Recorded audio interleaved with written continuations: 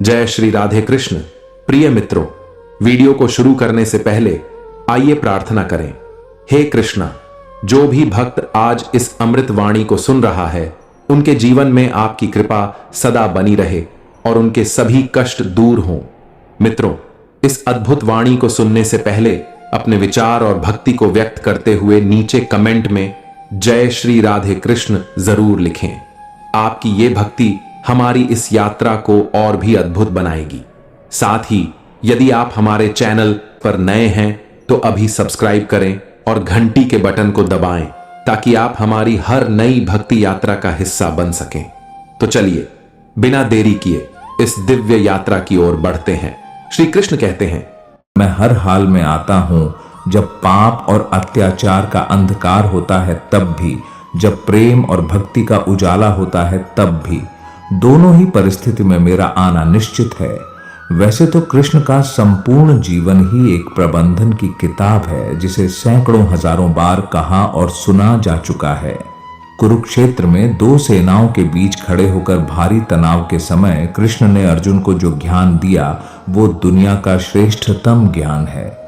गीता का जन्म युद्ध के मैदान में दो सेनाओं के बीच हुआ।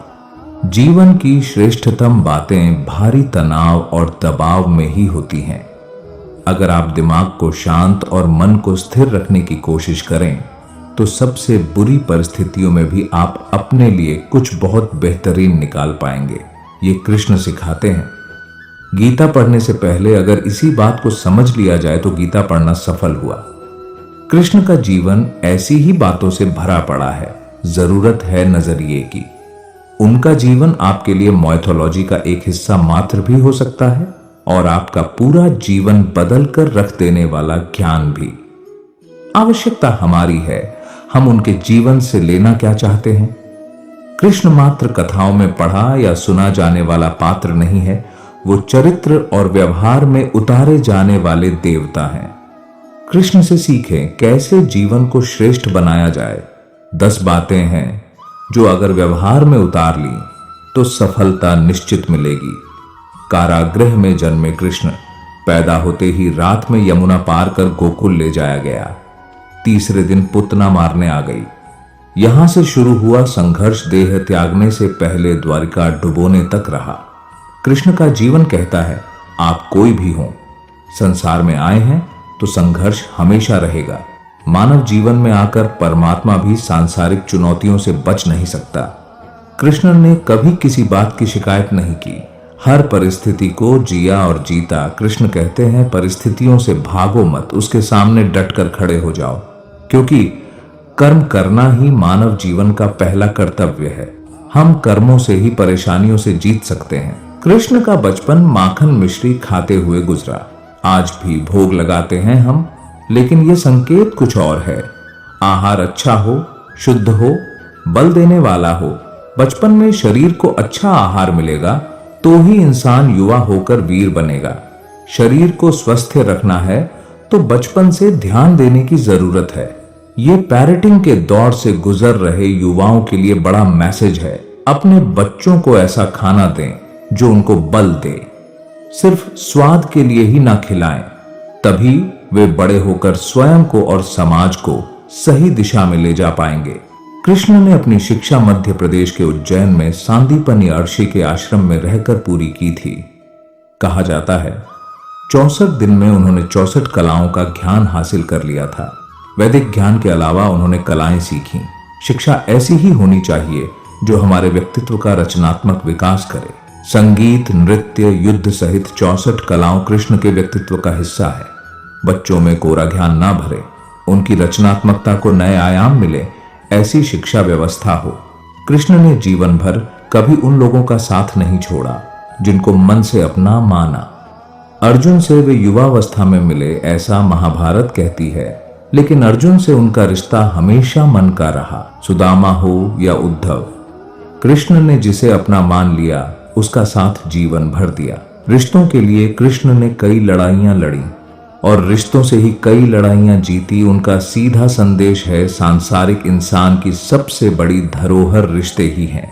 अगर किसी के पास रिश्तों का ठाती नहीं है तो वो इंसान संसार के लिए गैर जरूरी है। इसलिए अपने रिश्तों को दिल से जिएं, दिमाग से नहीं।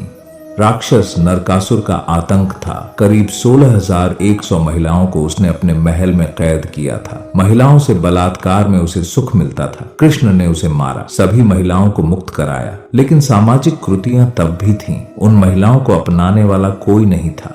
खुद उनके घर वालों ने उन्हें दूषित मानकर त्याग दिया। ऐसे में कृष्ण आगे आए, सभी 16,100 महिलाओं को अपनी पत्नी का दर्जा दिया, समाज में उन्हें सम्मान के साथ रहने के लिए स्थान दिलाया। कृष्ण ने हमेशा नारी को शक्ति बताया, उसके सम्मान के लिए तत्पर रहे। पूरी महाभारत नारी के सम्मान के लिए ही लड़ी गई। सो आप कृष्ण भक्त हैं तो अपने आसपास की महिलाओं का पूरा सम्मान करें।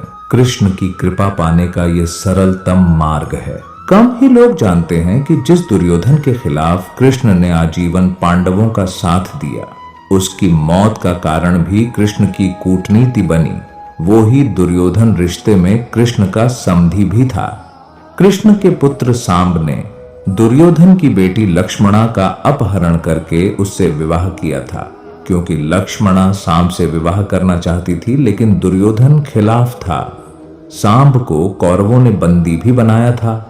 तब कृष्ण ने दुर्योधन को समझाया था कि हमारे मतभेद अपनी जगह हैं, लेकिन हमारे विचार हमारे बच्चों के भविष्य में बाधा नहीं बनने चाहिए। दो परिवारों के आपसी झगड़े में बच्चों के प्रेम की बलि न चढ़ाई जाए। कृष्ण ने लक्ष्मणा को पूरे सम्मान के साथ अपने यहां रखा। दुर्योधन से उनका मतभेद हमेशा रहा, लेकिन उन्होंने उसका प्रभाव कभी लक्ष्मणा और सांप की गृहस्थी पर नहीं पड़ने दिया। कृष्ण ने महाभारत युद्ध के पहले शांति से समझौता करने के लिए पांडवों और कौरवों के बीच मध्यस्थता की। हालांकि दोनों ही पक्ष युद्ध लड़ने के लिए आतुर थे, लेकिन कृष्ण ने हमेशा चाहा कि कैसे भी युद्ध टल जाए। झगड़ों से कभी समस्याओं का समाधान नहीं होता है। शांति के मार्ग पर चलकर ही हम समाज का रचनात्मक विकास कर सकते हैं। कृष्ण ने समाज की शांति से मन की शांति तक दुनिया को यह समझाया कि कोई भी परेशानी तब तक मिट नहीं सकती जब तक वहां शांति ना हो। फिर चाहे वो समाज हो या हमारा खुद का मन, शांति से ही सुख मिल सकता है, साधनों से नहीं। महाभारत में जुए की घटना के बाद पांडवों को वनवास हो गया। कृष्ण ने अर्जुन को समझाया कि यह समय भविष्य के लिए तैयारी करने का है। महादेव शिव, देवराज इंद्र और दुर्गा की तपस्या करने को कहा। कृष्ण जानते थे कि दुर्योधन को कितना भी समझाया जाए, वो पांडवों को कभी उनका राज्य नहीं लौटाएगा। तब शक्ति और सामर्थ्य की जरूरत होगी। कर्ण के कुंडल कवच पांडवों की जीत में आड़े आएंगे, ये भी वे जानते थे। उन्होंने हर चीज पर बहुत दूरगामी सोच रखी। कोई भी फैसला तात्कालिक आवेश में नहीं लिया। हर चीज के लिए आने वाली पीढ़ियों तक का सोचा। यही सोच समाज का निर्माण करती है। पांडवों के राजसूय यज्ञ में शिशुपाल कृष्ण को अपशब्द कहता रहा। छोटा भाई था, लेकिन मर्यादाएं तोड़ दी। पूरी सभा चकित थी। कुछ क्रोधित भी थे, लेकिन कृष्ण शांत थे, मुस्कुरा रहे थे। शांति दूत बनकर गए तो दुर्योधन ने अपमान किया। कृष्ण शांत रहे। अगर हमारा दिमाग स्थिर है, मन शांत है, तभी हम कोई सही निर्णय ले पाएंगे। आवेश में हमेशा हादसे होते हैं, ये कृष्ण सिखाते हैं। विपरीत परिस्थितियों में भी कभी विचलित नहीं होने का गुण कृष्ण से बेहतर कोई नहीं जानता। कृष्ण ने दुनिया भर के राजाओं को जीता था।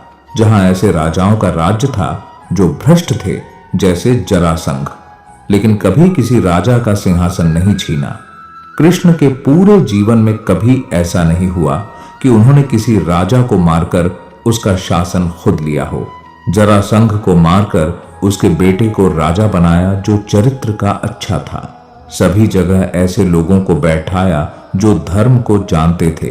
कभी किंग नहीं बने, हमेशा किंग मेकर की भूमिका में रहे। महाभारत युद्ध में भी खुद हथियार नहीं उठाया। पूरा युद्ध कूटनीति से लड़ा। पांडवों को सलाह देते रहे, लेकिन जीतने का श्रेय भीम और अर्जुन को दिया। क्या आपने कभी सोचा है कि मेरे इस मानवीय जीवन का क्या अस्तित्व है? मेरे लिए इस मानव जीवन, जो कि ईश्वर की अनमोल देन है, उसकी क्या महत्वता है? क्या आपने कभी अपने आप को गहराइयों से जानने का, समझने का प्रयास किया है? मानवीय तौर पर कहा जाए तो हम इस जीवन को सिर्फ अपनी जरूरतों को पूरा करते करते ही व्यतीत कर देते हैं। एक मनुष्य के लिए उसकी जरूरत क्या है? रोटी, कपड़ा और मकान, यही ना? पर यह असल सत्य नहीं है। हर मनुष्य का जन्म इस धरती पर एक विशेष कारण से होता है, जिसे हम धीरे धीरे समय के साथ समझते चले जाते हैं। कई लोग अपने इस मानवीय जीवन के सत्य को समझ ही नहीं पाते, क्योंकि वे हमेशा नकारात्मक सोच ही रखते हैं। यही अंतर है नकारात्मक और सकारात्मक सोच में। जहां नकारात्मक सोच हमारे लिए समस्याएं पैदा करती है, वही सकारात्मक सोच हमारे लिए नए अवसर लाती है। आइए हम जीवन के इस सत्य को एक कहानी द्वारा समझने की कोशिश करते हैं। धनवान सेठ की कहानी। एक गांव में एक बहुत बड़ा धनवान व्यक्ति रहता था। लोग उसे सेठ धनी राम कहते थे। उस सेठ के पास प्रचुर मात्रा में धन संपत्ति थी, जिसके कारण उसके सगे संबंधी, रिश्तेदार, भाई बहन हमेशा उसे घेरे रहते थे। वे उन्हीं के राग अलापते रहते थे। सेठ भी उन सभी लोगों की काफी मदद करता था। तभी अचानक कुछ समय बाद सेठ को भयंकर रोग लग गया। इस भयंकर बीमारी का सेठ ने बहुत उपचार करवाया, लेकिन इसका इलाज नहीं हो सका। आखिरकार सेठ की मृत्यु हो गई। यमदूत उस सेठ को अपने साथ ले जाने के लिए आ गए। जैसे ही यमदूत सेठ को ले जाने लगे, तभी सेठ थोड़ी दूर जाकर यमदूतों से प्रार्थना करने लगे कि मुझे थोड़ा सा समय दे दो, मैं लौटकर तुरंत आता हूं। दूतों ने उसे अनुमति दे दी। सेठ लौटकर आया, चारों ओर नजरें घुमाई और वापस यमदूतों के पास आकर बोला, शीघ्र चलिए। यमदूत उसे इस प्रकार अपने साथ चलने के लिए तैयार देखकर चकित रह गए और सेठ से इसका कारण पूछा। सेठ ने निराशा भरे स्वरों में कहा, मैंने हेराफेरी करके अपार धन एकत्रित किया था, लोगों को खूब खिलाया पिलाया और उनकी बहुत मदद भी की। सोचा था कि वो मेरा साथ कभी नहीं छोड़ेंगे। अब जब मैं इस दुनिया को सदा के लिए छोड़कर जा रहा हूं, तो वे सब बदल गए हैं। मेरे लिए दुखी होने के बजाय ये अभी से मेरी संपत्ति को बांटने की योजना बनाने लगे हैं। किसी को मेरे लिए जरा सा भी अफसोस नहीं है। सेठ की बात सुनकर यमदूत बोले, इस संसार में प्राणी अकेला ही आता है और अकेला ही जाता है। इंसान जो भी अच्छा या बुरा कर्म करता है, उसे इसका परिणाम स्वयं ही भुगतना पड़ता है। हर प्राणी इस सत्य को समझता तो है, पर देर से। हम इस बात को अपने जीवन में भी देख रहे हैं। लोग जीवन के सत्य को भूलकर मानव द्वारा बनाए गए जाल जैसे लालच, रुपए, पैसा, बुराई आदि तले दब गए हैं। इस जाल को आप 12वीं की इंग्लिश की कहानी द रैट ट्रैप से भी समझ सकते हैं। आप जो भोजन ग्रहण करते हैं वह पेट में 4 घंटे रहता है। जो वस्त्र पहनते हैं वह 4 महीने रहता है। लेकिन जो ज्ञान आप हासिल करते हैं वह आपके अंतिम सांस तक साथ रहता है और संस्कार बनकर आपकी अगली पीढ़ी तक पहुंचता है। ज्ञान का बीज कभी व्यर्थ नहीं जाता। जो है जितना है सफल करते चलो। सफल करने से ही सफलता मिलती है। हर व्यक्ति को सकारात्मक तरीके से देखो, सुनो और समझो। हम जितना ज्यादा पढ़ते हैं, सुनते हैं, समझते हैं, हमें अपनी कमियों का उतना ही ज्यादा एहसास होता है और इसी कमी को दूर करके हम सफलता की मंजिल की ओर अपने कदम बढ़ाते चले जाते हैं। क्या लेकर आया था जो क्या लेकर जाएगा, कर कुछ ऐसा जाओ कि लोग तुम्हें याद रख जाएंगे। आपको बस यह करना है। 1. कोशिश करो कि गलत काम नहीं करना। 2. किसी चीज को लेकर ज्यादा लालची नहीं होना है। 3. लाइफ को एंजॉय करते चलो। कई बार हम बहुत ज्यादा ही अपनी लाइफ को लेकर सीरियस हो जाते हैं कि जैसे ही कुछ बुरा हुआ तो हम उदास हो जाते हैं और पल भर में जब कुछ अच्छा घटित होता है तो हम खुश हो जाते हैं। हमारे विचार बहुत जल्दी ही बदल जाते हैं। हम यह नहीं सोचते कि जो कुछ घटित हुआ है वह हमारे लिए अच्छा है या बुरा। हमारे साथ घटी घटना का भविष्य में क्या प्रभाव पड़ेगा ये हमें खुद पता नहीं होता है। एक समय की बात है, एक किसान था जिसके पास एक घोड़ा था। वह अपने इस घोड़े से बहुत प्यार करता था। उसे अपने घोड़े पर बहुत गर्व था, जो किसान की कमाई का जरिया भी था। अपनी इस कमाई से किसान अपने परिवार का पेट भरता था। लेकिन एक दिन वह घोड़ा भाग गया। उसके भागने के बाद समाज के लोग और उस किसान के पड़ोसी उसके पास आकर उससे कहने लगे, हे भगवान, तुम्हारा घोड़ा जिस पर तुम्हें बहुत घमंड था वह तो भाग गया। उसको सांत्वना देने लगे कि उसके साथ बहुत बुरा हुआ। लेकिन किसान ने उसका जवाब बहुत ही सहजता से देते हुए कहा, हाँ, बहुत बुरा हुआ। फिर अगले दिन घोड़ा वापस आ गया। लेकिन सिर्फ घोड़ा वापस नहीं आया, बल्कि वह अपने साथ 3 जंगली घोड़े भी लाया। फिर उसके पड़ोसी उसके पास दौड़ते हुए आए और उस किसान से कहने लगे, आपका घोड़ा आ गया और अपने साथ 3 और घोड़े भी लाया है। यह तो बहुत अच्छी बात है, आपकी किस्मत तो बहुत अच्छी है। किसान बहुत खुश हुआ, उनकी तरफ देखा, फिर उसका जवाब बहुत ही साधारण रूप से दिया और कहा, हाँ, शायद। कुछ दिनों बाद किसान का बेटा उसी जंगली घोड़े में से किसी एक को काम के लिए उपयोगी बनाने की कोशिश कर रहा था। लेकिन इसी कोशिश के दौरान घोड़े ने उसे जमीन पर पटक दिया और उसका पैर बुरी तरह से टूट गया। उसके पड़ोसी उससे कहने लगे, उस पागल घोड़े ने देखो तुम्हारे बेटे के साथ क्या किया, उसका पैर तोड़ दिया। ये तो बहुत बुरा हुआ। किसान दुखी हुआ और फिर से उसी तरह जवाब दिया और कहा, हाँ, शायद मेरे बेटे के साथ गलत हुआ। अगले दिन सेना के कुछ जवान उस किसान के घर आते हैं जो जंग छिड़ने के कारण नए जवानों की भर्ती कर रहे होते हैं। उसमें से एक जवान ने किसान के बेटे को देखा और बोला, इसका तो पैर टूटा हुआ है, हम इसे सेना में भर्ती नहीं कर सकते। और वे जवान गांव के सभी लड़कों को लेकर अपने साथ चले गए। यह जानकर उसके पड़ोसी और बाकी गांव वाले उसके पास आए और बोलने लगे, तुम्हारे बेटे को तो जवान जंग के लिए नहीं ले गए, तुम्हारी किस्मत तो बहुत ही अच्छी है। इस आखिरी बार भी किसान ने फिर से बड़ी सहजता से कहा, हाँ, शायद। इस कहानी से हमें यह प्रेरणा मिलती है कि हमारे लिए चीजों को नकारात्मक ढंग से सोचने में जरा भी समय नहीं लगता है। जब भी कुछ हमारे अनुकूल नहीं होता तो हम उसे बुरा ही समझते। लेकिन सच बात तो यह है कि कोई नहीं जानता कि जो हमारे साथ घटा है वह बुरा है या अच्छा। इस कहानी में भी किसान के भावों में परिवर्तन परिस्थितियों के कारण होता है। बुरी परिस्थितियों में वह नकारात्मक हो जाता है और अच्छी परिस्थितियों में वह सकारात्मक। इन नकारात्मक और सकारात्मक परिस्थितियों के बीच के समय में धैर्य रखना बहुत जरूरी होता है। क्या आप वाकई में यह बता सकते हैं कि हमारे साथ जो घट रहा है वो गलत है या सही, बिना यह जाने कि भविष्य में उसका क्या प्रभाव पड़ेगा हम पर या हमारे जीवन पर? मुझे लगता है आपका जवाब होगा नहीं। हमारे समाज में, हमारे देश में ऐसे बहुत से महान लोग हैं जो अपने जीवन में असफल हुए, हारे, अनेक बड़ी बड़ी बीमारियों से लड़े, किंतु उन्होंने कभी भी अपना धैर्य नहीं खोया और ना ही हार माने।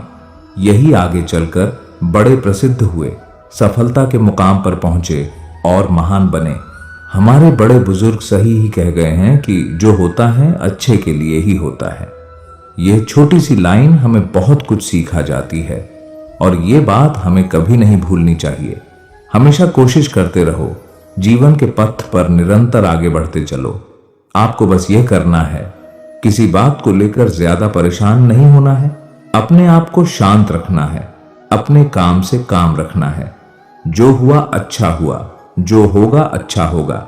स्वयं को मुझ पर छोड़ दो, अपने कर्म पर ध्यान दो, कर्म ऐसा जो स्वार्थ रहित, पाप रहित हो। कृष्ण अपने भक्तों को कर्म का मार्ग दिखाना चाहते हैं। वह कहते हैं, अपने कर्म समाज के प्रति और मानव कल्याण के प्रति केंद्रित करते हुए करो, बाकी फल की चिंता मत करो। उन सभी कर्मों को मुझे समर्पित करो।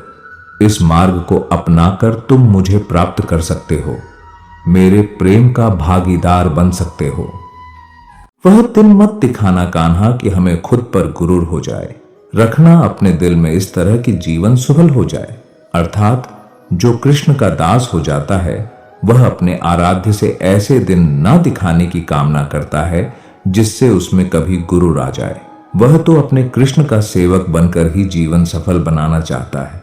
ज्यादा हंसने और बोलने वाला व्यक्ति अगर चुप हो जाए तो मान लेना वह भीतर से टूट चुका है। जो व्यक्ति सदैव हंसता खेलता मुस्कुराता रहता हो, अगर वह अपने स्वभाव से भिन्न हो जाए, अर्थात चुप गुमसुम उदास रहने लगे, तो समझना उसके हृदय में एक पीड़ा है। उस पीड़ा ने उसे कमजोर बना दिया है। जिस व्यक्ति के पास संतुष्टि नहीं है, उसे कितना भी मिल जाए वह असंतुष्ट ही रहेगा। अर्थात जिस व्यक्ति के पास संपूर्ण धन दौलत ऐश्वर्य वैभव सब है मगर संतुष्टि नहीं है, उस धन दौलत का कोई अर्थ नहीं। वह सदैव असंतुष्ट की स्थिति में ही रहता है। जिसके पास संतुष्टि है वह थोड़े में भी संतुष्ट रहता है। जिंदगी में सदैव अवसरों का आनंद लेना चाहिए, लेकिन किसी के भरोसे को तोड़कर नहीं। जिंदगी में भरोसा एक ऐसी चीज है जिसे प्राप्त करना वर्षों की मेहनत के समान है। फिर भी यह प्राप्त हो या नहीं यह भाग्य पर निर्भर करता है, किंतु भरोसे को तोड़कर पुनः प्राप्त करना यह संभव नहीं है। इसलिए जिंदगी में अवसरों का आनंद सदैव ले, लेकिन भरोसे को कभी टूटने ना दें। कभी भी स्वयं पर घमंड मत करना। पत्थर भी भारी होकर पानी में अपना वजूद खो देता है। जो व्यक्ति अपने अहंकार से भारी हो जाता है, जिसमें अभिमान भर जाता है, वह उस पत्थर की भांति होता है जो भारी होने के बावजूद भी नदी की धारा में डूबकर अपना अस्तित्व खो देता है। अगर ईश्वर तुम्हें ज्यादा प्रतीक्षा करवा रहे हैं, हो सकता है जितना तुमने मांगा उससे ज्यादा देने वाला हो। अर्थात अगर किसी लक्ष्य, खुशी या सफलता की प्राप्ति में लंबा समय लग रहा है, प्रतीक्षा की अवधि अधिक है, तो हो सकता है आपकी अपेक्षा से ज्यादा आपको मिलने वाला है। अपने कर्म पर अडिग रहिए और विश्वास रखिए उस ईश्वर पर जो आपके कर्म की परीक्षा ले रहा है। मैं विधाता होकर भी विधि के विधान को नहीं टाल सका। मेरी चाह राधा थी और चाहती मुझको मीरा थी, पर मैं हो रुक्मणी का गया। अर्थात जो विधाता के लेख में होता है उसी का फल हमें मिलता है। विधि के विधान को स्वयं ईश्वर भी नहीं टाल सकते। जिस प्रकार राधा से कृष्ण निश्चल भाव से प्रेम करते थे, प्रेमिका के भाव से मीरा कृष्ण को पति मानती थी, मगर विधि के विधान में रुक्मणी का साथ लिखा था, जिसे स्वयं विधाता भी नहीं टाल सके। मैं किसी भी जीव के भाग्य का निर्माण नहीं करता और ना ही किसी को कोई फल देता। सभी अपने कर्मों को ही भोगते हैं। जिस प्रकार कपड़े फटने या पुराने होने पर लोग उसका त्याग कर देते हैं और नए वस्त्र धारण करते हैं, ठीक उसी प्रकार आत्मा भी पुराने शरीर को छोड़कर नए शरीर धारण करती है। यही प्रकृति का जीवन चक्र है जो लगातार चलता रहता है। क्रोध करने से भ्रम की स्थिति पैदा हो जाती है, फिर भ्रम से बुद्धि कार्य करना बंद कर देता है, और जब बुद्धि कार्य करना बंद करती है तो तर्क शक्ति नष्ट हो जाती है, और जब तर्क शक्ति नष्ट होता है तब उस व्यक्ति का पतन निश्चित है। ईश्वर इस ब्रह्मांड के संपूर्ण कण में व्याप्त है और सबसे परे भी है।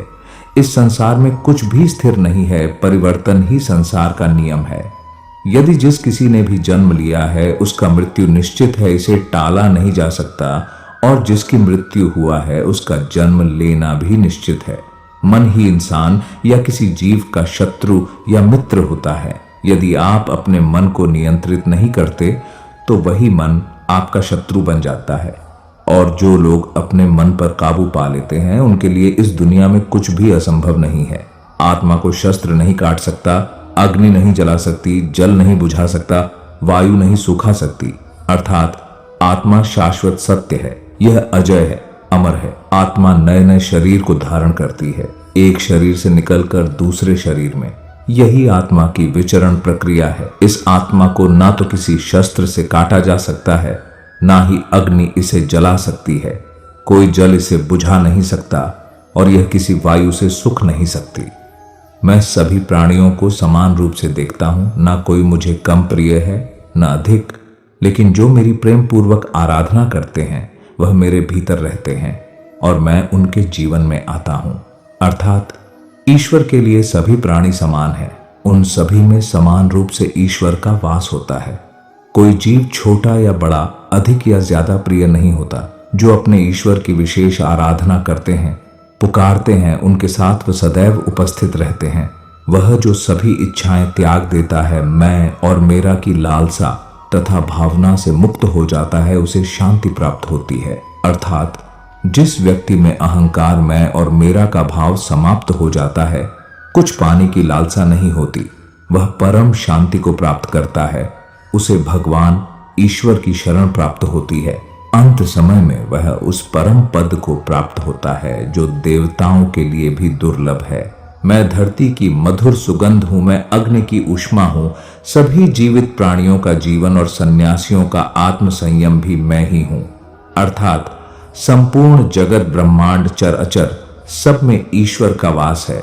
यह ईश्वर की माया ही है जो पूरे ब्रह्मांड में व्याप्त है। वही ईश्वर धरती पर मधुर संगीत है, वही ईश्वर अग्नि की ऊष्मा है। उसी ईश्वर का वास प्रत्येक प्राणियों में है। जो सन्यासियों के चित्त को शांत कर साधना में लीन करता है वह आत्म संयम भी ईश्वर ही है। फल की अभिलाषा छोड़कर कर्म करने वाला पुरुष ही अपने जीवन को सफल बनाता है। अर्थात जो व्यक्ति कर्म में विश्वास रखता है, अपने कर्म से पीछे नहीं हटता, फल की चिंता नहीं करता, वह पुरुष अपने जीवन को सफल बनाता है। फल की चिंता करने वाला व्यक्ति कभी अपने जीवन को सफल नहीं बना सकता। इस भौतिक जगत में जो व्यक्ति न तो सुख की प्राप्ति से हर्षित होता है और न अशुभ के प्राप्त होने पर उससे घृणा करता है, वह पूर्ण ज्ञान में स्थिर रहता है। अर्थात यह संसार नश्वर है। इस जगत में दुख सुख हर्ष विषाद आदि लगा रहता है। क्षण भर के सुख से जो खुश नहीं होता और अशुभ होने पर जो दुखी नहीं होता, वह व्यक्ति सच्चा ज्ञानी होता है। उसे झांत होता है यहां सब क्षण भर के लिए होता है, भले ही वह सुख हो चाहे दुख। जो अपने हिस्से का काम किए बिना ही भोजन पाते हैं वह चोर हैं। अर्थात यह जीवन कर्म प्रधान है। जो व्यक्ति कर्म करके परिश्रम करके अपने लिए कुछ अर्जित करता है वह वास्तविक रूप से उस फल का भागी है। अन्यथा वह चोर की भांति है जिसे बैठे बिठाए सब मिल जाता है। जिस व्यक्ति को आपकी कदर नहीं, उसके साथ खड़े रहने से अच्छा आप अकेले रहें। अर्थात जिस व्यक्ति के पास आपके लिए मान सम्मान और कद्र ना हो, उनके साथ रहना व्यर्थ है। वह सदैव आपके लिए शत्रुता का भाव रखते हैं। ऐसे व्यक्तियों के साथ रहने से उत्तम आप अकेले रहें। हद से ज्यादा सीधा साधा होना भी ठीक नहीं, क्योंकि जंगल में सबसे पहले सीधे पेड़ों को काटा जाता है। अर्थात इस जीवन में अधिक सीधा और सरल होना भी अनुचित है। जो सरल और सीधे स्वभाव का होता है, लोग उसका अनायास फायदा उठाते हैं। दिव्यता केवल शक्तिशाली होने में नहीं, बल्कि वास्तविक दिव्यता दूसरों में शक्ति जागृत करने में है। अर्थात दिव्यता को प्राप्त करने वाला व्यक्ति शक्तिशाली तब तक नहीं हो सकता जब तक वह दूसरों के हित में ना हो। वह व्यक्ति दूसरों को दिव्य बनाए, इसमें उसके शक्तिशाली होने का परिचय मिलता है। जिंदगी के इस रण में खुद ही कृष्ण, खुद ही अर्जुन बनना पड़ता है। रोज अपना ही सारथी बनकर जीवन के महाभारत से लड़ना पड़ता है। अर्थात यह जीवन एक रणभूमि है। यहाँ निरंतर संघर्षों का सामना करना पड़ता है। इस संघर्ष रूपी महाभारत में स्वयं अपना सारथी, अपना मार्गदर्शक और योद्धा बना होता है। अच्छी किस्मत के लोग थोड़ा भी बुरा होने पर भगवान को कोसते हैं और बुरी किस्मत के लोग थोड़ा भी अच्छा होने पर भगवान का स्मरण और धन्यवाद करते हैं। अर्थात जिनकी किस्मत अच्छी होती है, जिनके पास किसी साधन की कोई कमी नहीं होती, वह थोड़ा सा भी कष्ट नहीं झेलते। थोड़ी सी भी कमी होने पर भगवान को कोसते हैं। वहीं जिनके पास अभाव होता है, जिनके पास साधन की कमी होती है, उनके पास थोड़ी सी भी बरकत हो या खुशी मिले, वह भगवान को धन्यवाद करते हैं। मुंह से माफ करने में किसी को वक्त नहीं लगता, पर दिल से माफ करने में सारी उम्र बीत जाती है। अर्थात मुंह से माफी देना और हृदय से माफी देने में काफी अंतर है। मुख द्वारा दिए गए माफी को तत्काल प्राप्त किया जा सकता है, किंतु दिल की माफी प्राप्त करने में उम्र बीत जाती है। तुम क्या लेकर आए थे जो साथ लेकर जाओगे?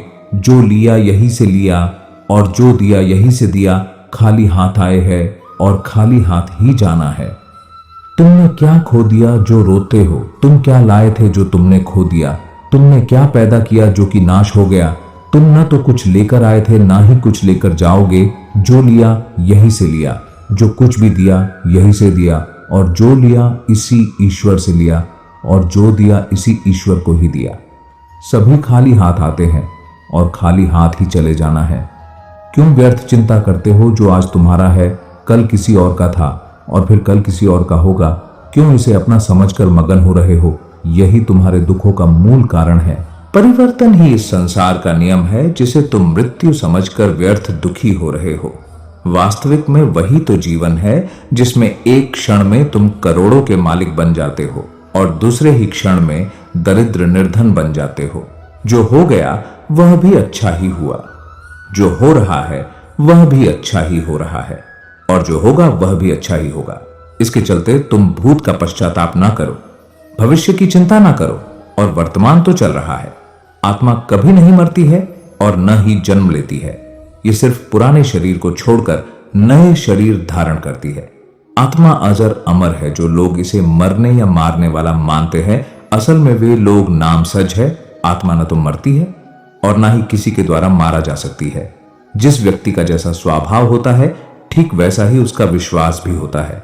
जो लोग बुद्धिमान होते हैं, उन्हें सिर्फ अपने ईश्वर पर भरोसा होता है। यह शरीर न तो तुम्हारा है और ना ही तुम इस शरीर के हो।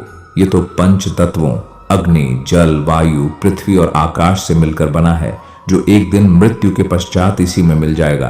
परंतु यह आत्मा अजर अमर है। फिर तुम क्या हो जो खुद के लिए इतना घमंड करते हो? जन्म के समय में आप क्या लाए थे जो अब खो दिया है?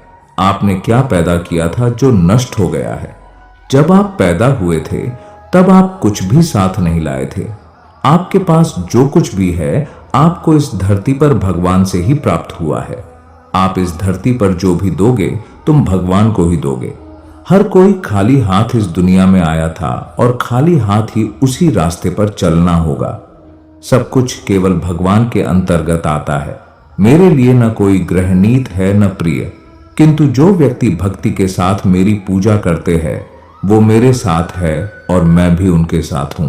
वह जो सभी इच्छाएं त्याग देता है और मैं और मेरे की लालसा और भावना से मुक्त हो जाता है, उसे शांति प्राप्त होती है। अपनी इच्छा शक्ति के माध्यम से अपने आप को नई आकृति प्रदान करें। कभी भी स्वयं को अपन आत्म इच्छा से अपमानित न करें। इच्छा एकमात्र मित्र दोस्त होता है स्वयं का, और इच्छा ही एकमात्र शत्रु है स्वयं का।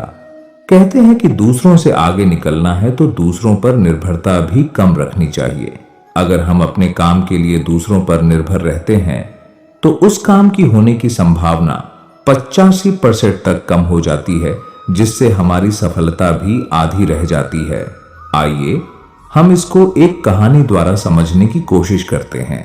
एक चिड़िया ने एक खेत में फसल के बीच पेड़ पर घोंसला बनाकर अंडे दिए, जिनसे समय आने पर उन अंडों में से 2 बच्चे निकले।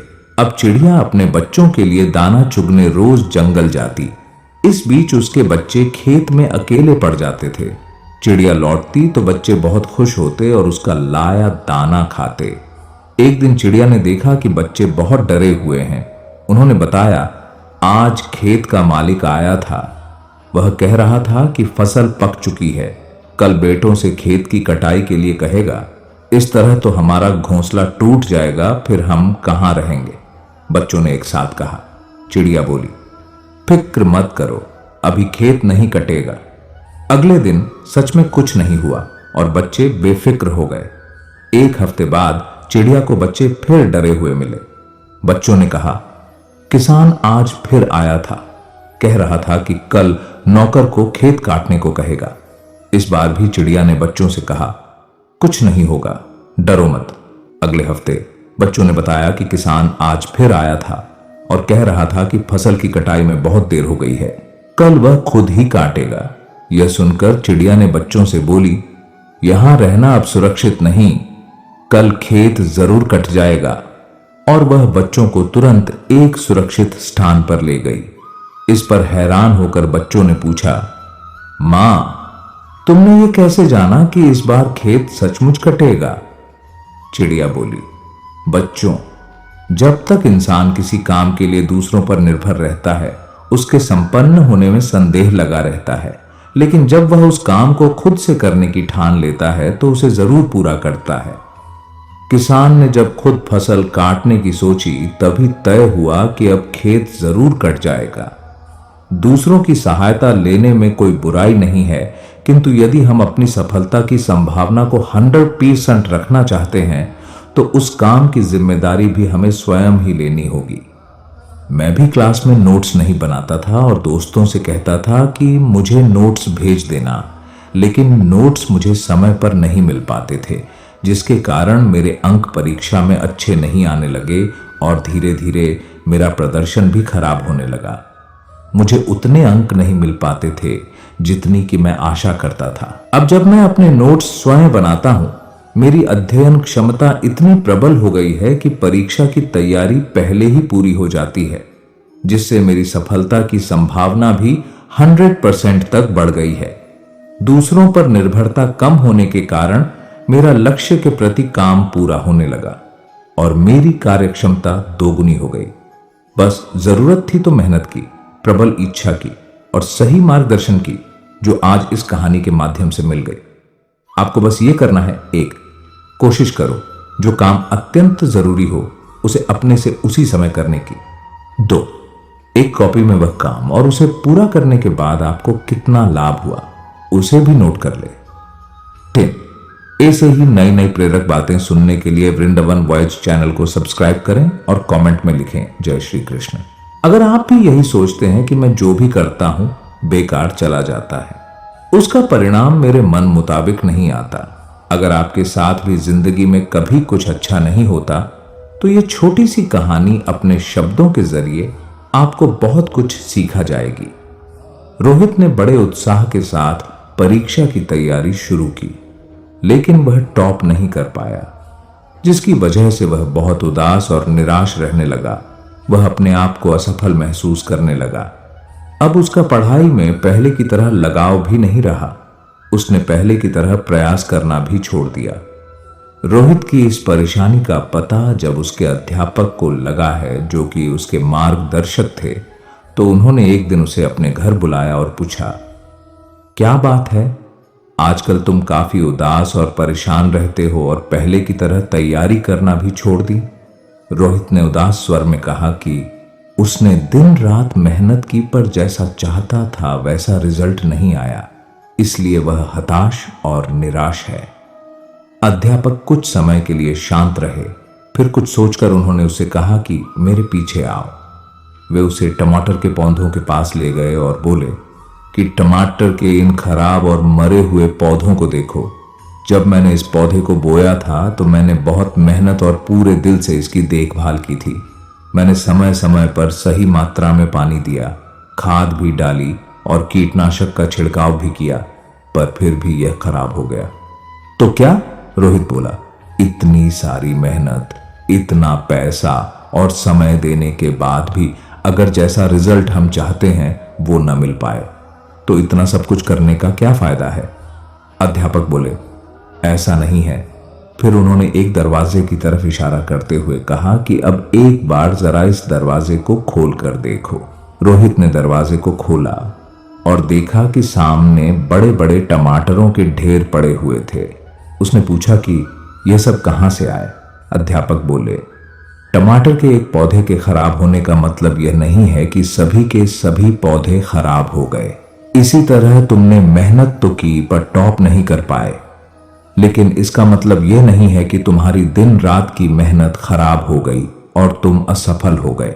तुमने पाया तो बहुत कुछ, लेकिन तुम्हें सिर्फ इसका नकारात्मक हिस्सा ही दिख रहा है, जबकि सकारात्मक पहलू तो छिपा हुआ है, जो कि सही समय आने पर दिखेगा। परीक्षा में लिखते वक्त कई चीजें मायने रखती हैं, जैसे कि लिखने की स्पीड, तबीयत, मनोस्थिति और भी बहुत कुछ, जो कि सिर्फ मेहनत का पैमाना नहीं है। जो तुमने सीखा है वह जिंदगी के हर मोड़ पर काम आएगा। मेहनत करने के बावजूद मनचाहा परिणाम ना मिलना, इससे यह साबित नहीं होता कि आप असफल हो गए, बल्कि आपने तो सफलता की ओर अपने कदम बढ़ाए हैं। थॉमस अल्वा एडिसन ने भी एक बार में ही बल्ब नहीं बनाया था। वे तो एक ऐसे इंसान थे जिन्होंने कभी यह विचार ही नहीं किया कि वे असफल हुए हैं। 9,999 बार तक वे असफल रहे, बल्ब नहीं बना पाए, और आखिर में 10,000 प्रयास में उन्होंने बल्ब का आविष्कार करके दुनिया के सामने रख दिया। उनका माइंडसेट तो इतना स्ट्रांग था कि वे कभी भी यह नहीं सोचे कि मैं असफल हो रहा हूं।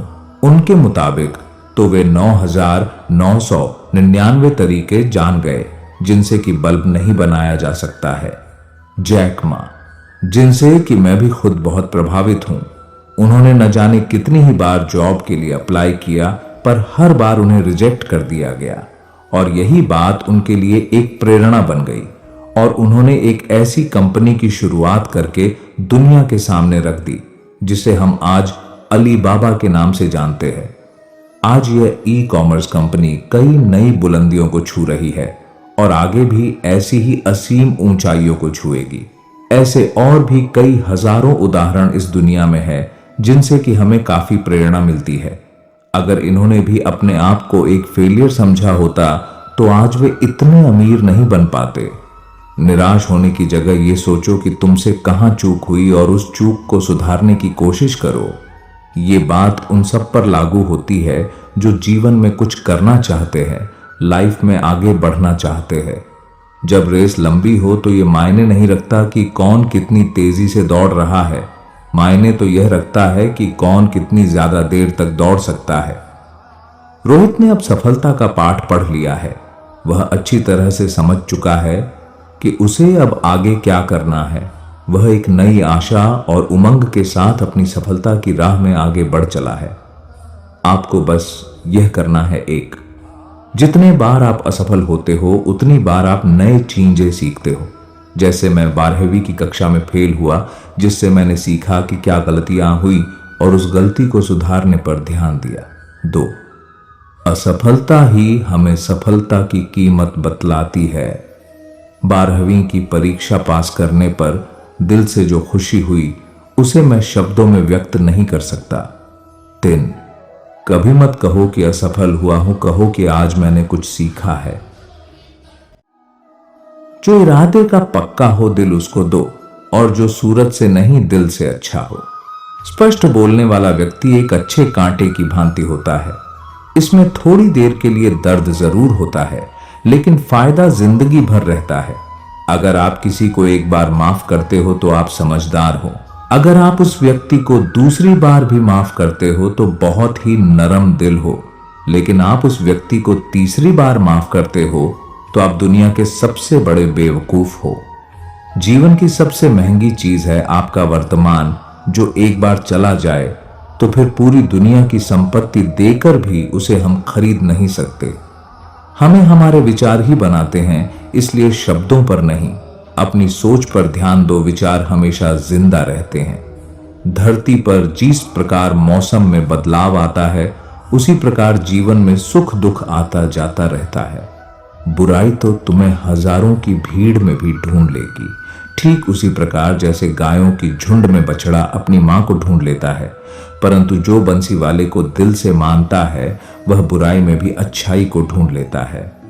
ज्यादा हंसने और बोलने वाला व्यक्ति अगर चुप हो जाए तो समझ लेना चाहिए कि वह भीतर से टूट चुका है।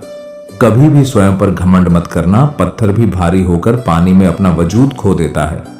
अगर ईश्वर तुम्हें ज्यादा प्रतीक्षा करवा रहे हैं तो हो सकता है जितना तुमने मांगा है उससे वो कहीं ज्यादा देने वाले हैं। अरे गुजर जाएगा ये दौर भी, जरा सब्र तो कर। खुशियां ही नहीं रुकी तो गम की क्या औकात है।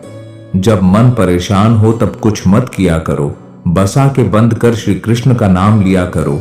बुद्धि से पैसा कमाया जा सकता है, परंतु पैसे से बुद्धि नहीं खरीदी जा सकती।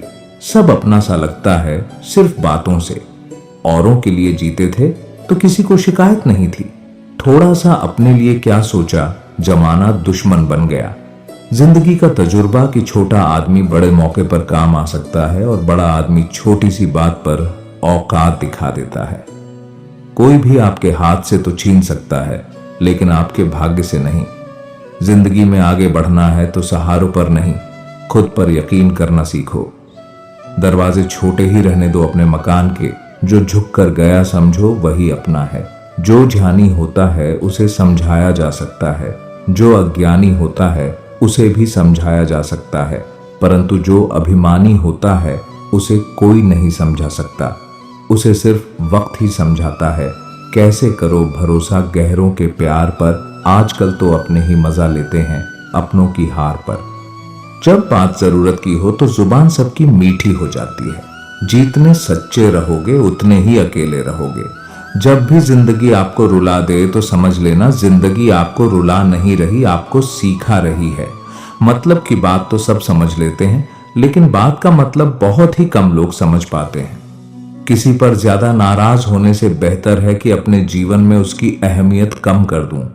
सब कुछ जानते हुए भी अगर आप गलत को गलत नहीं कह सकते तो आप अपने हक के लिए भी नहीं लड़ सकते। खुश रहना चाहिए, बाकी तो सब चलता रहेगा। कोई भी अपना बिछड़ता रहेगा तो कोई पराया मिलता रहेगा। कोई भी रिश्तेदारी एक हिस्सेदारी से नहीं, दोनों की भागीदारी से चलता है। जो इंसान आपके दुख में अपनी खुशी भूल जाए, उस इंसान से ज्यादा आपका अपना कोई नहीं हो सकता। जिंदगी में धीरे चलकर कभी भी नहीं रुके तो यकीन मानिए आप सबसे तेज चल रहे हैं। आप किसी व्यक्ति को बरसों में इतना नहीं जान सकते जितना कि एक बार उसे क्रोध की स्थिति में देखकर जान सकते हैं। जब लोग रास्ता अलग करने का फैसला करते हैं तो सबसे पहले बातचीत करना कम कर देते हैं। गलती हर इंसान से होती है, लेकिन गलती सुधारता वही इंसान है जो साफ दिल का होता है और रिश्तों को खोना नहीं चाहता। क्रोध बुरा होता है, लेकिन जहां जरूरत है वहां दिखाना भी चाहिए, नहीं तो गलत करने वालों को एहसास ही नहीं होगा कि वो गलत कर रहा है और वो आपके साथ हमेशा वैसा ही व्यवहार करता रहेगा। अनुभव कहता है कि किसी एक पर पूरा भरोसा करके देखिए, आपको वह इंसान किसी पे भरोसा ना करने का सबक सिखाएगा। एक बात बिल्कुल सच है कि नए लोगों के साथ हम चाहे कितने भी खुश हो, लेकिन जब वो दिल दुखाता है तो पुराने ही याद आते हैं। तोड़कर जोड़ लो हर चीज। दुनिया में हर चीज की मरम्मत हो सकती है सिवाय विश्वास के। एक बार विश्वास टूट जाए तो कभी वापस नहीं जुड़ता। सच्चा बस टूट जाए तो कभी वापस नहीं जुड़ता। सच्चा स्नेह करने वाला केवल आपको बुरा बोल सकता है, कभी आपका बुरा नहीं कर सकता, क्योंकि उसकी नाराजगी में आपके फिक्र और दिल में आपके प्रति सच्चा स्नेह होता है। माफी के हकदार गलती करने वाले होते हैं, चालाकी करने वाले नहीं। जीवन भर खुश रहना है तो खुद को ऐसा बना लो कि कोई आपके साथ हो या ना हो, आपको किसी चीज का दुख नहीं होना चाहिए। इंसान इसलिए अकेला हो जाता है क्योंकि अपनों को छोड़ने की सलाह गैरों से लेता है। जमीन अच्छी हो, खाद अच्छा हो, परंतु अगर पानी खारा हो तो फूल खिलते नहीं। भाव अच्छे हो, कर्म भी अच्छे हो, मगर वाणी खराब हो तो संबंध कभी टिकते नहीं। अपना ईमान और धर्म बेचकर कमाया गया धन अपने किसी काम का नहीं होता। अंत में उसका त्याग करें, आपके लिए यही उत्तम है। रात जितनी काली होती है, तारे उतने ही चमकीले होते हैं। दुख जितना गहरा होता है, ईश्वर उतना ही करीब होता है। कभी उसको नजरअंदाज ना करो जो तुम्हारी बहुत परवाह करता हो, वरना किसी दिन तुम्हें एहसास होगा कि पत्थर जमा करते हुए तुमने हीरा गवा दिया। जितना आप जिंदगी में व्यस्त रहोगे उतना ही देखना मस्त रहोगे। बात कड़वी है मगर सत्य है। जरूरत पड़ने पर लोग बिना रिश्ते के रिश्ते बना लेते हैं और जरूरत खत्म होने के बाद बने हुए रिश्तों से भी मुंह मोड़ लेते हैं। जिंदगी में मित्र और चित्र अगर दिल से बनाओगे तो उनके रंग जरूर निखर के आएंगे। जो समझ ना सके उसके साथ समझौता ना करो, इससे अच्छा अकेले रहो। कम से कम सुकून इस बात का रहेगा कि कोई है ही नहीं तो समझेगा कौन। आजकल लोग दिल से दी हुई इज्जत से खुश नहीं होती, दिखावे की चापलूसी करने वालों से गर्व महसूस करते हैं। विश्वास करें, परंतु मां और ईश्वर के सिवा किसी पर नहीं। लूट जाने के बाद चाहे कसूर किसी का भी हो, रूठ जाने के बाद कसूर चाहे किसी का भी हो, बात वही शुरू करता है जो बेहद प्रेम करता है। भले ही जिंदगी में अकेले रह लेना, लेकिन जबरदस्ती किसी से रिश्ता निभाने की जिद मत करना। अगर आसमान वाले के साथ आपका रिश्ता अच्छा है तो जमीन वाले आपका कुछ नहीं बिगाड़ सकते। सांपों के दांत में, बिच्छू के डंक में और इंसान के मन में जितना जहर भरा है कोई नहीं बता सकता। इनसे हमेशा सावधान रहें। सत्य को सिद्ध करने के लिए किसी भी जिद करने की जरूरत नहीं, क्योंकि सत्य खुद सही समय पर स्वयं सिद्ध हो जाता है। जिंदगी में दो चीजों का कभी घमंड मत करना। पैसा और सूरत गरीबी आते देर नहीं लगती और चेहरा किसी हादसे में बदलते जरा भी वक्त नहीं लगता। प्रेम से भरी हुई आंखें और श्रद्धा से झुका हुआ सर सहयोग करते हुए, हाथ सन्मार्ग पर चलते हुए पैर और सत्य से जुड़ी हुई जीभ ईश्वर की पसंदीदा चीजें हैं। अगर आप सही हो तो गुस्सा होने की आपको जरूरत ही नहीं है, पर अगर आप गलत हो तो आपको गुस्सा होने का हक ही नहीं है। धोखे में जीने से अच्छा है अकेली जियो, सुकून से जियो, अपने आप पर भरोसा रखो, तुम्हारा किस्सा एक दिन जरूर कहानी बनेगा। मजाक और पैसा सोच समझकर उड़ाना चाहिए। संघर्ष ही जीवन है, इससे डरना नहीं लड़ना सीखो। एक बार नींद टूटेगी तो चलेगा, लेकिन कभी अपने सपने मत टूटने देना। आप कितने भी बड़े बन जाएंगे, यदि आपके अंदर इंसानियत नहीं है तो सब बेकार है। जो करना है खुद करना, वक्त के भरोसे बैठने से भी धोखा मिल सकता है।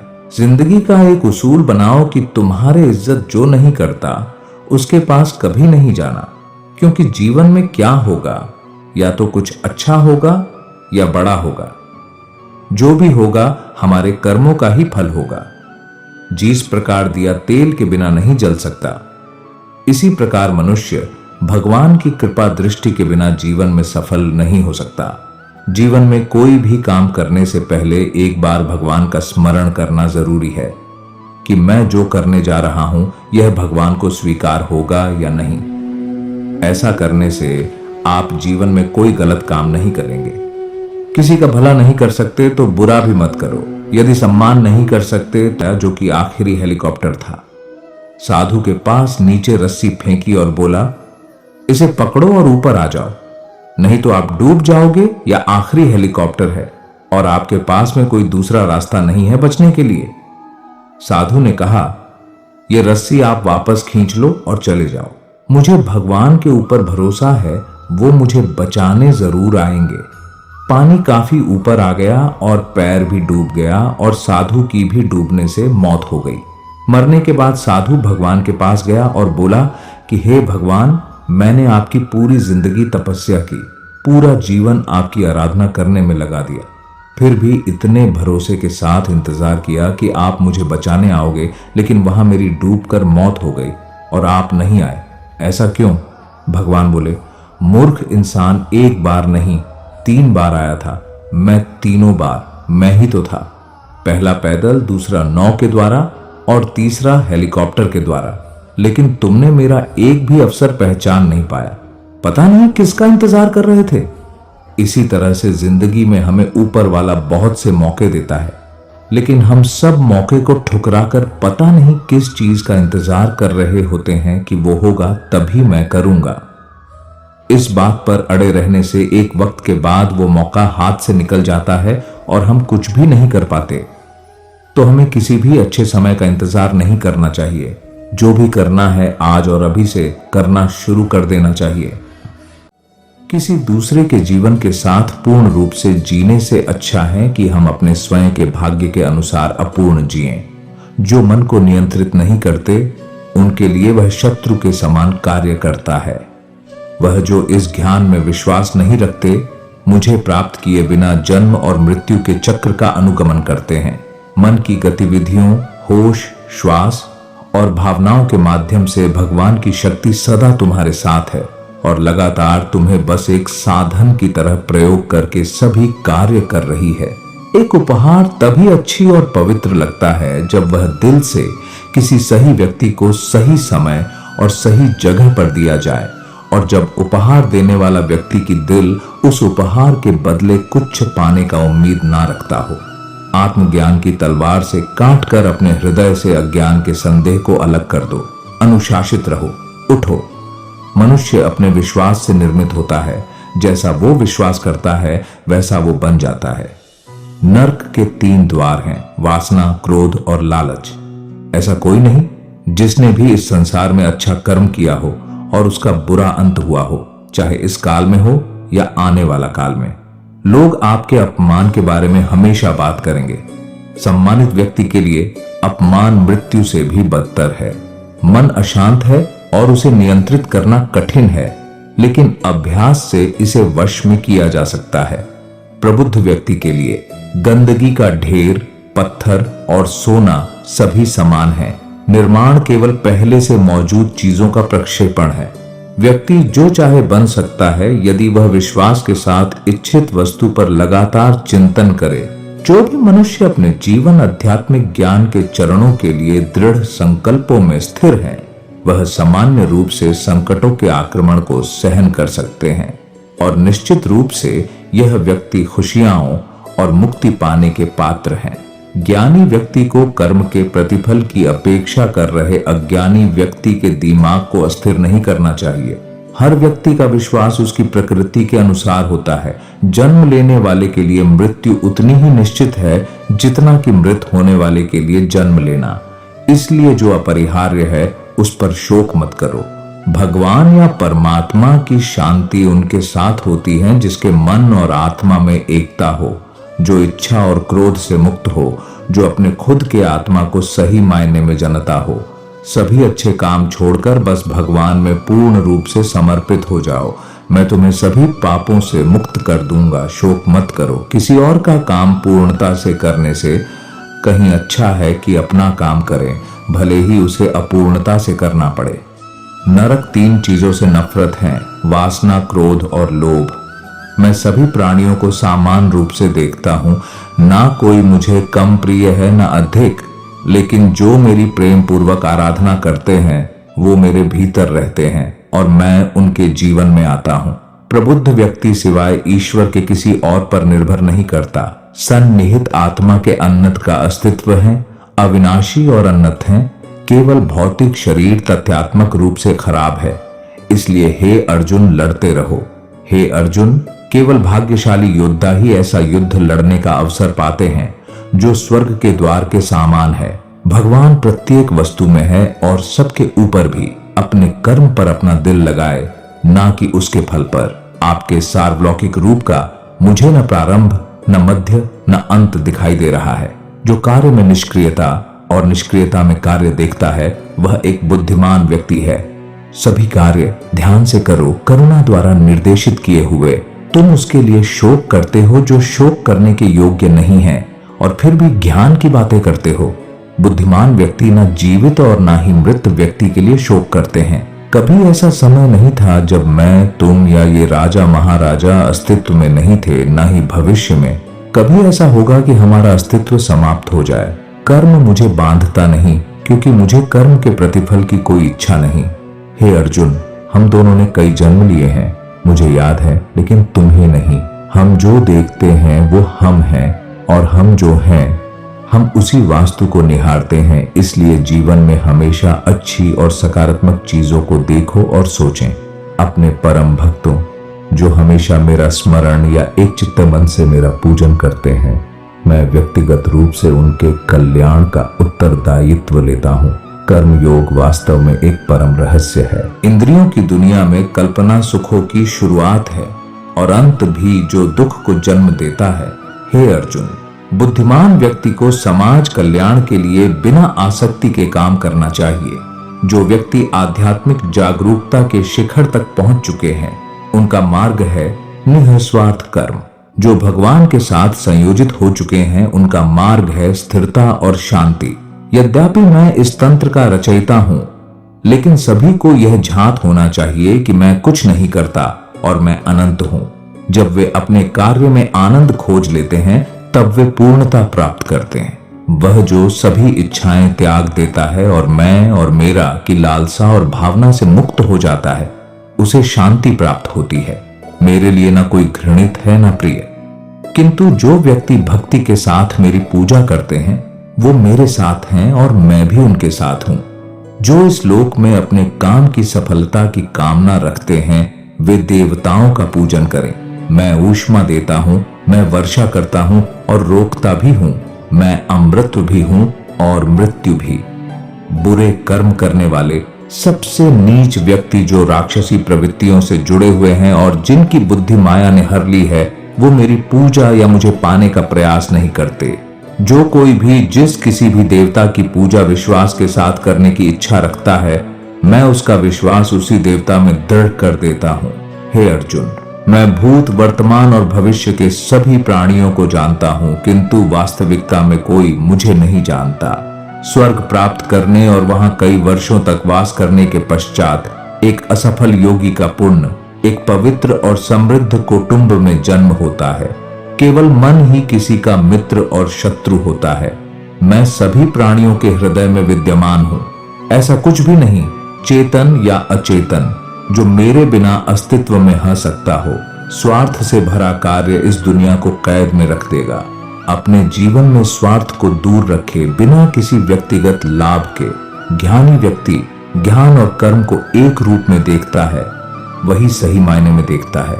सदैव संदेह करने वाले व्यक्ति के लिए प्रसन्नता ना इस लोक में है ना ही कहीं और। अपने अनिवार्य कार्य करो, क्योंकि वास्तव में कार्य करना निष्क्रियता से बेहतर है। इस जीवन में ना कुछ खोता है ना व्यर्थ होता है। उससे मत डरो जो वास्तविक नहीं है, ना कभी था ना कभी होगा। जो वास्तविक है वो हमेशा था और उसे कभी नष्ट नहीं किया जा सकता। अप्राकृतिक कर्म बहुत तनाव पैदा करता है। मैं उन्हें ज्ञान देता हूं जो सदा मुझसे जुड़े रहते हैं और जो मुझसे प्रेम करते हैं। मेरी कृपा से कोई सभी कर्तव्यों का निर्वाह करते हुए भी बस मेरी शरण में आकर अनंत अविनाशी निवास को प्राप्त करता है। बुद्धिमान व्यक्ति कामुक सुख में आनंद नहीं लेता। मैं धरती की मधुर सुगंध हूं। मैं अग्नि की ऊष्मा हूं। सभी जीवित प्राणियों का जीवन और सन्यासियों का आत्म संयम हूं। वह जो वास्तविकता में मेरे उत्कृष्ट जन्म और गतिविधियों को समझता है, वह शरीर त्यागने के बाद पुनः जन्म नहीं लेता और मेरे धाम को प्राप्त होता है। कर्म उसे नहीं बांधता जिसने काम का त्याग कर दिया है।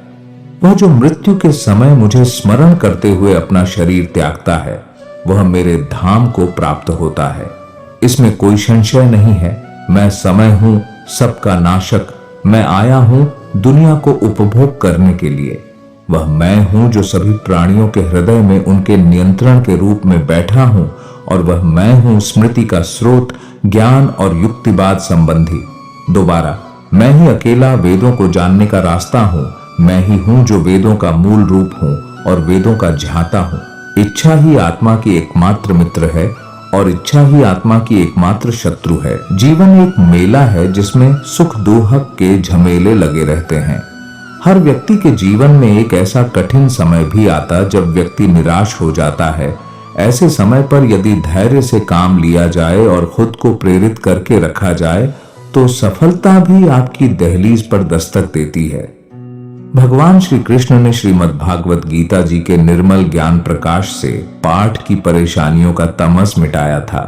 जो अपने कर्म के फल के प्रति आसक्ति को नहीं छोड़ सकते, वे मार्ग से कोसों दूर हैं।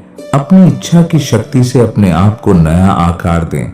अपने आप को कभी भी स्व इच्छा से नीचा न होने दें। इच्छा ही आत्मा की एकमात्र मित्र है और इच्छा ही आत्मा की एकमात्र शत्रु है। जिन्होंने खुद को जीत लिया है उनके लिए इच्छा एक मित्र है, लेकिन यह उन लोगों का दुश्मन है जिन्होंने अपने भीतर आत्मा को नहीं पाया है। सर्वोच्च वास्तविकता उन लोगों की चेतना में प्रकट होती है जिन्होंने खुद को जीत लिया है। शांत मन में, ध्यान की गहराइयों में आत्मा स्वयं को प्रकट करती है। स्वयं के माध्यम से स्वयं को देखकर एक आकांक्षी पूर्णता के आनंद और शांति को जानता है। कोई भी जो अच्छा काम करता है उसका कभी भी बुरा अंत नहीं होगा, न तो यहाँ और न ही आने वाले युग में। गंभीर तपस्या और ज्ञान मार्ग से ध्यान श्रेष्ठ है। मुझ पर अपना मन लगाकर योग के अभ्यास से स्वयं को अनुशासित करो। मैं उन लोगों के लिए हमेशा मौजूद हूं जिन्होंने मुझे हर प्राणी में महसूस किया है। व्यक्ति जो चाहे बन सकता है यदि वह विश्वास के साथ इच्छित वस्तु पर लगातार चिंतन करे। मन बहुत चंचल है जो इंसान के दिल में उथल पुथल कर देता है। जैसे वे मेरे पास आते हैं वैसे ही मैं उन्हें ग्रहण करता हूं। सभी पथ पाठ मानव को मेरी ओर ले आते हैं। इंद्रियों से मिलने वाला सुख पहले तो अमृत जैसा लगता है, लेकिन अंत में यह विष के समान कड़वा होता है। जब ध्यान में महारत हासिल हो जाती है तो मन हवा रहित स्थान में दीपक की लौ की तरह अडिग रहता है। हे अर्जुन, तीनों लोकों में मेरे पाने के लिए कुछ भी नहीं है और न ही कुछ ऐसा है जो मेरे पास नहीं है। मैं अभिनय करना जारी रखता हूं, लेकिन मैं अपनी किसी जरूरत से प्रेरित नहीं हूं। कर्म मुझ पर इसलिए नहीं टिकते क्योंकि मैं उनके परिणामों से जुड़ा नहीं हूं। जो लोग इसे समझते हैं और इसका अभ्यास करते हैं वे स्वतंत्रता में रहते हैं। ज्ञान की भेंट किसी भी भौतिक भेंट से बेहतर है, क्योंकि सब कामों का लक्ष्य आत्मिक बुद्धि है। जैसे आग की गर्मी लकड़ी को राख कर देती है, वैसे ही ज्ञान की आग सभी कर्मों को भस्म कर देती है। अपना काम हमेशा दूसरों के कल्याण को ध्यान में रखकर करें। अप्राकृतिक कर्म बहुत तनाव पैदा करता है। हर व्यक्ति का विश्वास उसकी प्रकृति के अनुसार होता है। मैं उन्हें ज्ञान देता हूं जो सदा मुझसे जुड़े रहते हैं और जो मुझसे प्रेम करते हैं। मेरी कृपा से कोई सभी कर्तव्यों का निर्वाह करते हुए भी बस मेरी शरण में आकर अनंत अविनाशी निवास को प्राप्त करता है। बुद्धिमान व्यक्ति कामुक सुख में आनंद नहीं लेता। जो कार्य में निष्क्रियता और निष्क्रियता में कार्य देखता है वह एक बुद्धिमान व्यक्ति है। मैं धरती की मधुर सुगंध हूं, मैं अग्नि की ऊष्मा हूं, मैं ही सभी जीवित प्राणियों का जीवन भी, और मैं ही सन्यासियों का आत्म संयम हूं। तुम उसके लिए शोक करते हो जो शोक करने के योग्य नहीं है, और फिर भी ज्ञान की बातें करते हो। बुद्धिमान व्यक्ति ना जीवित और ना ही मृत व्यक्ति के लिए शोक करते हैं। बुद्धिमान व्यक्ति को समाज कल्याण के लिए बिना आसक्ति के काम करना चाहिए। कर्म मुझे बांधता नहीं, क्योंकि मुझे कर्म के प्रतिफल की कोई इच्छा नहीं। अपने अनिवार्य कार्य करो, क्योंकि वास्तव में कार्य करना निष्क्रियता से बेहतर है। आत्मज्ञान की तलवार से काटकर अपने हृदय से अज्ञान के संदेह को अलग करके अनुशासित बनो। मनुष्य अपने विश्वास से निर्मित होता है। जैसा वो विश्वास करता है वैसा वो बन जाता है। इस जीवन में मनुष्य न तो कुछ खोता है और न ही कुछ व्यर्थ होता है। मन अशांत है और उसे नियंत्रित करना कठिन है, लेकिन अभ्यास से इसे वश में किया जा सकता है। व्यक्ति या जीव का कर्म ही उसके भाग्य का निर्माण करता है। यारा, इस कहानी को सुनो। इस कहानी ने आपकी नजरिया बदल कर रख देगी। समय का महत्व भी समझ जाओगे। एक गुरु अपने शिष्य के साथ कहीं जा रहे थे। चलते चलते उन्हें प्यास लगी तो वे दोनों एक खेत के पास जाकर रुक गए। खेत की हालत देखकर लगता था कि खेत का मालिक खेत पर जरा भी ध्यान नहीं देता है। उन्होंने देखा खेत में एक घर भी है। दोनों जाकर दरवाजा खटखटाते हैं। घर में से एक आदमी, उसकी पत्नी और 2 बच्चे बाहर आते हैं। सभी ने फटे पुराने कपड़े पहने हुए होते हैं। गुरु कहते हैं, क्या हमें पानी मिल सकता है? काफी प्यास लगी हुई है। वो व्यक्ति उन्हें पानी लाकर देता है। फिर गुरु कहते हैं, आपका खेत इतना अच्छा है, लेकिन इसमें कोई भी फसल क्यों नहीं बोई गई? व्यक्ति कहता है, हमारे पास एक भैंस है जो काफी दूध देती है, जिसे बेचकर और पीकर हमारा गुजारा हो जाता है, इसलिए बेवजह खेती क्यों करूं? गुरु कहते हैं, क्या हम आज की रात यहाँ रुक सकते हैं? कल सुबह होते ही हम यहाँ से निकल जाएंगे। व्यक्ति कहता है, ठीक है, आप यहाँ रुक सकते हैं। आधी रात होते ही गुरु अपने शिष्य से कहते हैं, उठो, हमें अभी के अभी यहाँ से निकलना है, लेकिन जाने से पहले हम इस व्यक्ति की भैंस को पहाड़ से गिराकर मार देंगे। यह सुनकर शिष्य को काफी बुरा लगा, लेकिन वो अपने गुरु की बात टाल नहीं पाया। वे दोनों रातों रात भैंस को मारकर वहां से भाग जाते हैं। 10 वर्ष बाद जब शिष्य अपनी शिक्षा पूरी कर लेता है, तब वो सोचता है क्यों ना अपनी गलती को सुधारा जाए। उस आदमी के पास वापस जाकर उसकी मदद की जाए। शिष्य उसी गांव, उसी जगह वापस जाता है और देखता है वहां के सारे खेतों में दूर दूर तक काफी फल लगे हुए हैं और वहां एक बहुत बड़ा घर भी है। शिष्य को लगता है शायद वो आदमी सब कुछ बेच के यहाँ से जा चुका होगा। शिष्य वहां से वापस जाने लगता है, तभी वहां घर के आगे एक कार आकर रुकती है। कार में से वही व्यक्ति बाहर आता है जिससे शिष्य 10 साल पहले मिला था। शिष्य उसके पास जाकर कहता है, आपने मुझे पहचाना? मैं 10 साल पहले आपसे मिला था। व्यक्ति कहता है, हाँ, उस दिन को मैं कैसे भूल सकता हूँ। शिष्य कहता है, आप तो बहुत गरीब थे, आखिर आप इतने अमीर कैसे बने? व्यक्ति कहता है, क्या बताऊं, आपके जाने के बाद मेरी भैंस की मौत हो गई। मैं कुछ दिन काफी दुखी रहा, परेशान रहने लगा, लेकिन जीवन जीने के लिए कुछ तो करना ही था। मैं लकड़ियां काट कर बेचने लगा, जिससे कुछ पैसे आए तो मैंने खेत की बुआई कर दी। फिर उससे और पैसे आए तो मैंने सारी जगह खरीद ली और फलों की बुआई करवा दी और आज मैं आसपास के इलाकों में फलों का सबसे बड़ा व्यापारी हूं और मेरे पास लाखों रुपए हैं। अगर उस दिन भैंस की मात नहीं हुई होती तो आज मैं इतना सफल नहीं हुआ होता। दोस्तों, इस कहानी से यह साफ पता चलता है कि जीवन में हर परेशानी आपके लिए एक बड़ा मौका लेकर आती है। अगर अभी आपके जीवन में परेशानी आई है तो यकीन मानो एक बहुत बड़ी सफलता भी अपने साथ लेकर आई है। यकीन मानिए, बुरे वक्त में आपने हिम्मत नहीं हारी तो आने वाले समय में आप बेहद सफल होने वाले हैं। दोस्तों, इस वीडियो में बस इतना ही। मैं आशा करता हूं कि आपको इस वीडियो से बहुत कुछ जानने को मिला होगा। वीडियो को लाइक और शेयर करके कमेंट में जय श्री राधे कृष्ण लिखना ना भूलें। और ऐसे ही ज्ञानवर्धक और प्रेरणादायक वीडियो पाने के लिए YouTube चैनल को सब्सक्राइब करके घंटी जरूर बजा दें। भगवान श्री कृष्ण आपको हमेशा प्रसन्न रखें। अपना ख्याल रखिएगा। जय श्री राधे कृष्ण।